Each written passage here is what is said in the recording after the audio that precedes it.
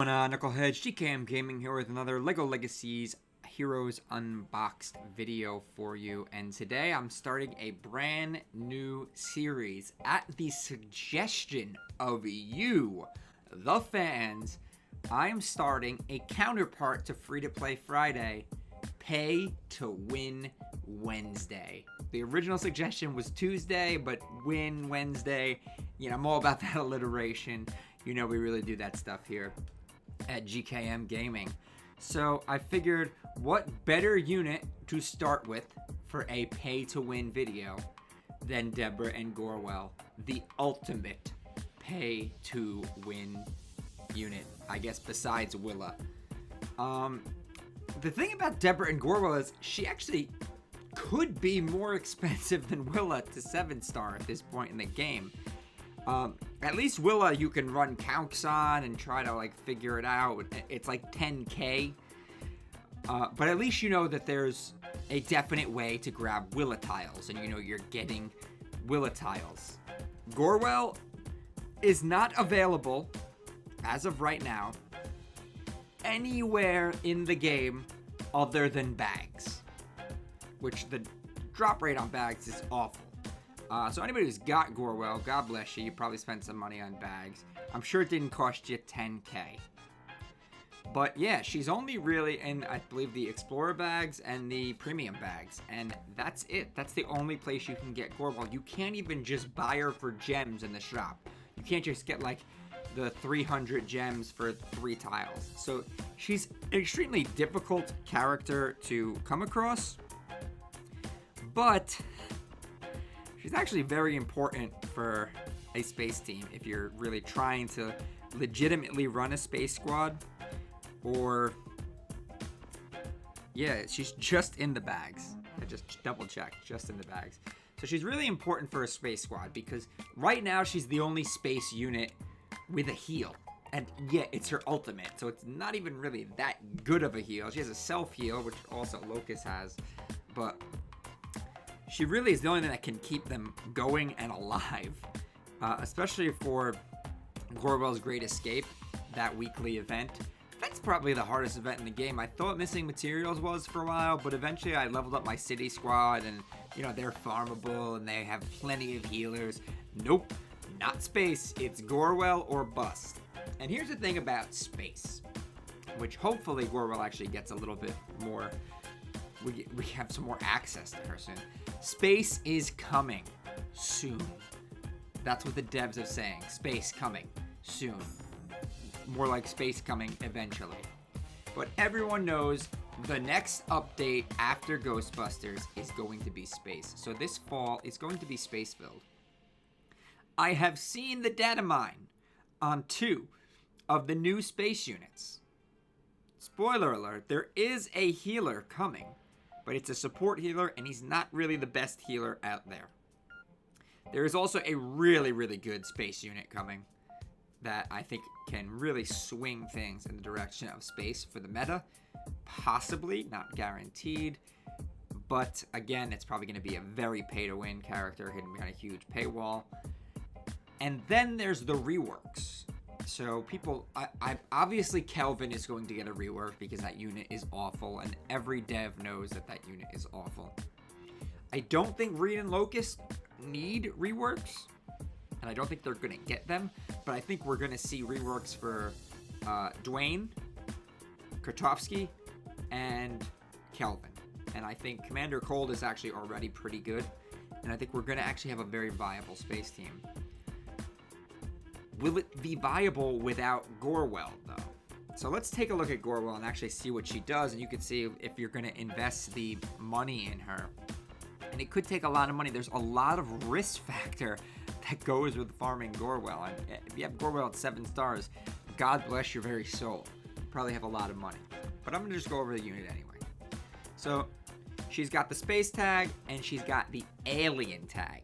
Only one other person has the alien tag, that's Locust. He gets a little bit of alien synergy with his passive. It's not even the greatest thing in the world. That's not even it's like a little added salt and pepper on Gorwell. It's the little bit of synergy Locust has with her. Also, I think we're getting more alien units. pretty much confirmed alien units are going to be coming out. And some of my favorite Lego alien units will be coming out, but I'm not going to spoil that. So let's take a look at her basic here. 110% damage to a target foe, and grants 1 stack of infestation to a random hero. Now, infestation is a really cool stack thing that only she gives. If the hero has 50% or less health, they have a 65% chance to gain a bonus stack of infestation. So she could give out 1 or 2 stacks of infestation. And as for what infestation does, let's just jump right over to her passive so we know that, because it's going to be affected by all of her other things. So at the start of battle, all heroes gain 2 stacks of infestation. So she gives everybody a buff just by her being there with these infestation stacks. At the start of Gorwell's turn, if Gorwell is the last active hero, Gorwell gains attack up 2 for 4 turns, critical damage up 2 for 4 turns, and critical damage up 2 for 4 turns. Okay, so she's giving everybody that infestation when she starts, and if at the start of her turn, if she's the last person up, she gets like a power boost. All right, so we're getting infestation from her passive, and she's giving it with her basic. Let's see what else happens with that infestation. So she has the Hive Mind's Orders. Select the target hero. The hero gains 1 stack of infestation and has a 100% chance to gain 1 bonus stack if they're a space hero. So she can really give those space heroes infestation. The hero deals 100% damage to a random foe. 20% bonus damage for each stack of infestation. So it's like she actually can call on another unit to hit for 100% of their damage, plus 20% bonus damage if they have infestation. So that can be potentially 200% damage that she's forcing another unit to do. So but you gotta think about this. If you're playing her with even not a space unit, and say you have Highwayman or Peter Venkman or Slimer or Firefighter Ash or Ash doesn't really have the highest attack stat. She has mostly multipliers. Anybody with a really high attack stat and 5 stacks of infestation, she's calling on them to do an attack for 200% damage. Downside, it's a random foe, but it's an extra attack. So imagine your Highwayman getting to attack twice that turn. Your Peter Venkman getting to attack twice that turn. Your Redbeard getting to attack again, and on top of that, he's proccing all these other things and his bonus attacks. It's really like a dirty thing that you can do with this infestation here on the Hive Mind. Downside is 4-turn cooldown, which is never a good thing, but honestly, that 1 bonus attack, really you're going to spend that time kind of getting those stacks up, and the stacks just stack up pretty easily. Also, she has a self-heal. She heals herself for 25% of her max health. 3% bonus heal for each stack of infestation on all active heroes. Infestation doesn't clear. Let me be clear about that. Once you get someone to 5 stacks of infestation, it's not like Courage, where those stacks clear. So the more infestation that she spreads out amongst her team, the higher her self-heal is. Right? And then her ultimate, this is the bread and butter. This is why people really love Gorwell and even build Gorwell. Heals each hero for 15% of their max health. 15% bonus heal for each stack of infestation. So the more infestation you have on someone, the more healing they get. If that hero has 2 or more stacks of infestation, which, guess what? Everybody's starting the game with 2 stacks of infestation. They gain defense up 2 for 2 turns. And if the hero has 4 or more stacks of infestation, they all gain prepared.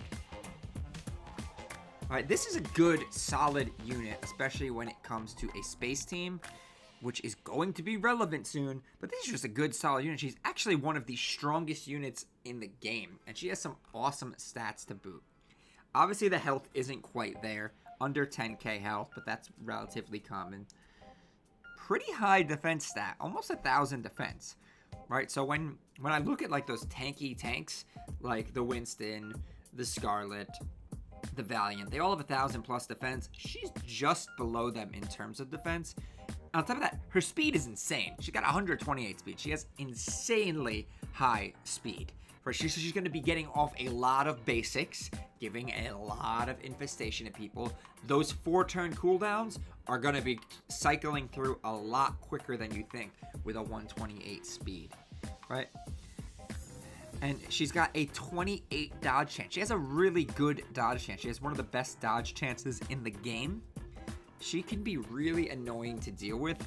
I don't have a lot of trouble facing her. She's not meta breaking right now, but you could probably justify running her with like the Buck Trio and Wu, and it's still going to be really good, and you'll be able to compete, and you might be able to kind of get around some of those other teams, because now she's just giving so many buffs. And if she's the last unit left and it comes down to like a one-on-one, she's going to be very difficult to deal with, because she is like defensively tanky, maybe not HP tanky. She's not meaty, but she is a little tanky. She just got a lot of different things she can do, and her damage multiplier is 2100. That's, you know, that's DPS level damage. It's not high-end DPS level damage. It's DPS level damage. This is a very, very strong unit. Definitely one of the better units in the game. The thing is, she is behind such a paywall. I don't think maybe she's a top 10 unit. She's definitely not a top 5 unit, at least a top 15 in my book. But is she worth the paywall that she's behind? No. If they put her out in the shop for like, you could get 3 tiles for 300 gems, maybe it would be a little more worth it. Maybe you could justify like, all right, like I'm gonna pay for Gorwell. But there's really no like set you could just literally pay infinitely and never 7-star this unit. So at least with Willa, who's honestly ridiculous in terms of what you're paying for her, but at least with Willa, you know what you're getting, and you know how long it's gonna take, and you know what you'd have to spend. Gorwell, not so much. So, I don't know. It's up to you if you want to go out of your way to farm Gorwell.